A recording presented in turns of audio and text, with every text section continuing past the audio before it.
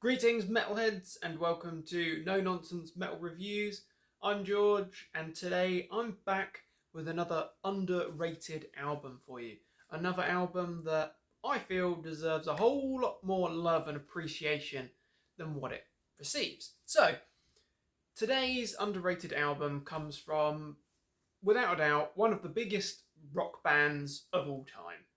I'm talking about the Australian/UK rock legends, the mighty AC/DC, rock gods and titans that they are, with this rather interesting release from 1983.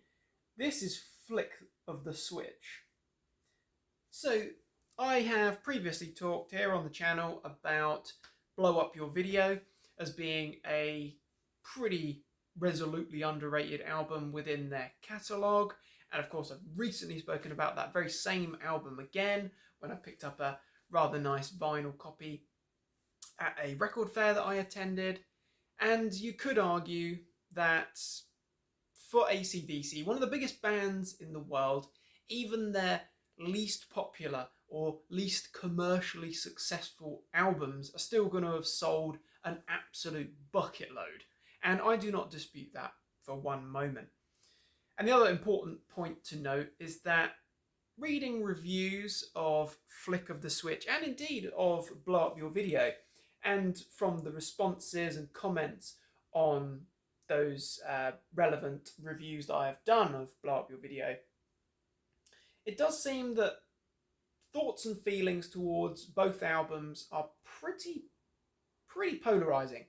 It seems that some people absolutely love these albums, or some people really can't be bothered and don't rate it at all. They just want to go for the classics, the Highway to Hell or the Back in Black. And that's fine, because each to their own. At the end of the day, does it really matter? But if you're looking for some absolutely solid rock and roll, some top-notch AC/DC, then you certainly want to be checking out this little gem. So this album was, I believe it was album number 8 in total. It was the third album to feature Brian Johnson after the tragic departure of original or former vocalist Bon Scott. So it's the third album, and I think for a number of reasons this album has been massively underrated for such a long time. Although, as I say, I've read a few reviews and it does seem that there is a lot of love for this album from some more dedicated fans. Maybe the fans who have spent a little bit more time with AC/DC, been fans for longer, or have delved a little bit further than just the obvious, big, easily accessible commercial albums like Highway to Hell, Back in Black. It does seem that there's some love for it, and I think that it's starting to get appreciation over time. But hey, I'm recommending it. I'm saying check out this freaking album. It is brilliant.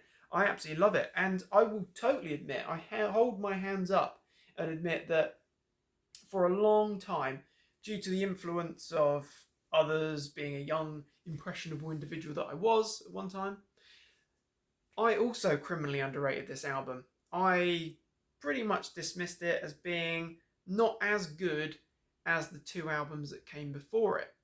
Of course, debut album to feature Brian Johnson, Back in Black, is one of the biggest rock albums of all time. In fact, probably should have had that prop ready. So it's actually 1980, I believe. Well, I've got that slightly wrong. 1980, Back in Black. Who doesn't know that song, or Hell's Bells, Shoot to Thrill? You know, it's packed full of classics. I love it. It's a great album. Fantastic album. But it's a high point in AC/DC's career. It's a very well-known album. You then had a year later, 1981, another benchmark album for AC/DC, another very big album. For those about to rock, we salute you. A good album. To be totally honest, I rated these two albums higher than all the other AC/DC albums for a long time, until maybe a few years ago that really did change. And now I will admit that certainly for those about to rock, is one of the AC/DC albums that I revisit the least. I would say, along with Back in Black, actually. I think the ones that I tend to revisit the most are definitely Flick of the Switch, Blow Up Your Video, and of course, Power Rage and Let There Be Rock. Absolutely freaking love those albums.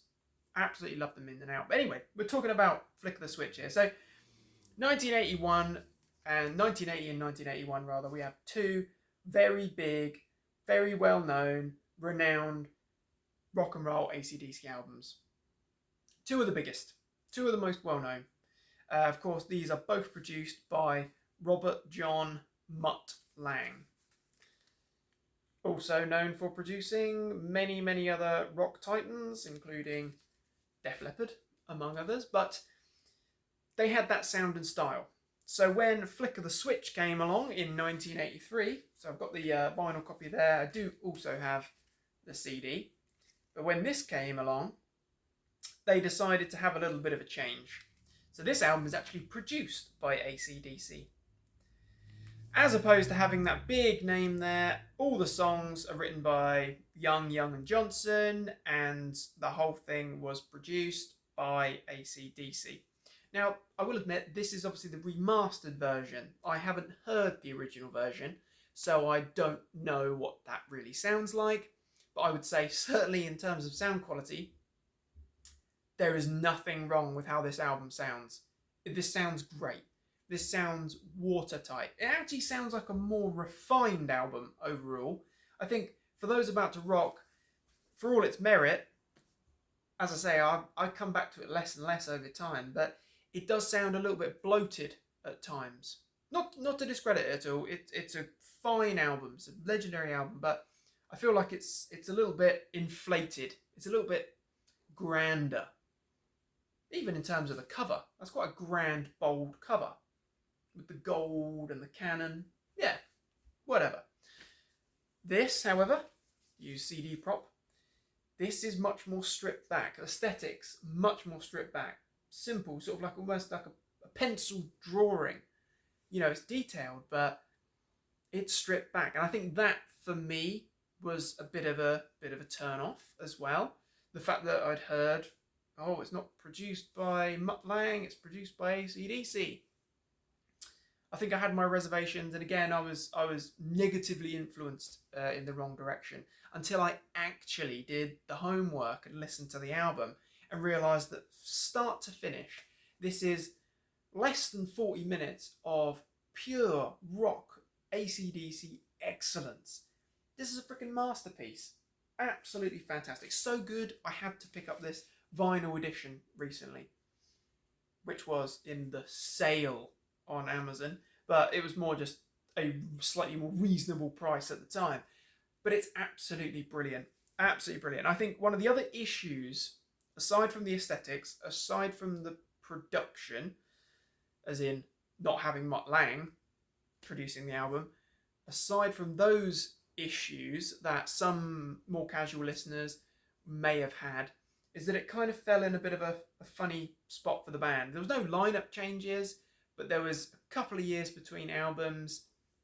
We'd had two massive albums. We then had Flick of the Switch and the slightly more challenging album from 1985, Fly on the Wall, which again is an underrated album. It's been growing on me steadily over time.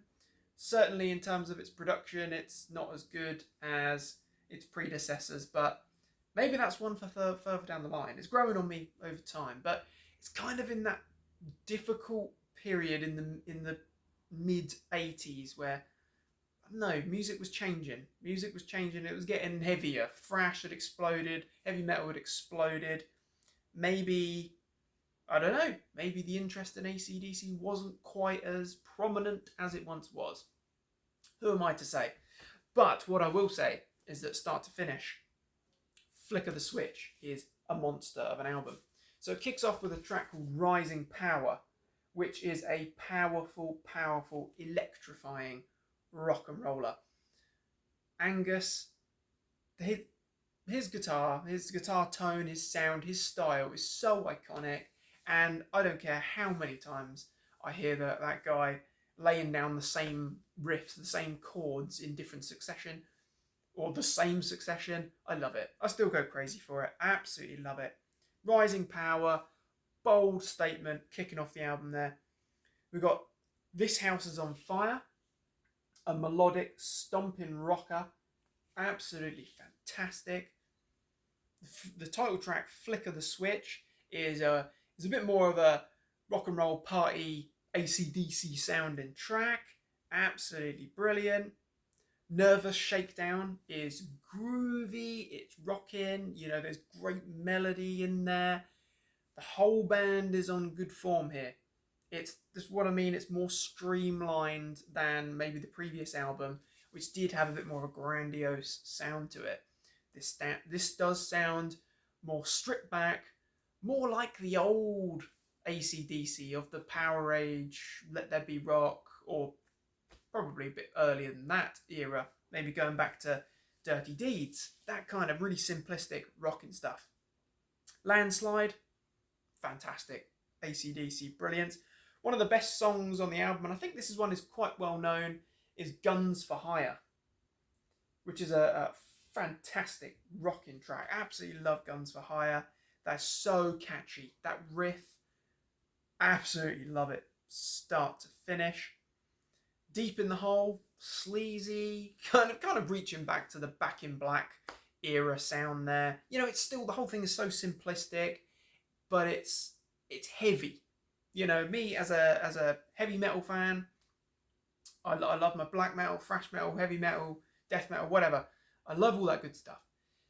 But I can certainly appreciate the heaviness and brilliance, or maybe just the brilliance of AC/DC as a hard rocking band. And, you know, Deep in the Hole, yeah, it gets me rocking, that's for sure. Bedlam in Belgium, maybe one of the, I don't know, I'm not going to say weaker songs, but less memorable tracks. It's still a good track. There's no filler. It is all filler. There's no tracks here that totally get lost in the crowd. Whereas I would say, and I would argue, that for those about to rock, I feel like I'm picking on this album now. It was a former favourite.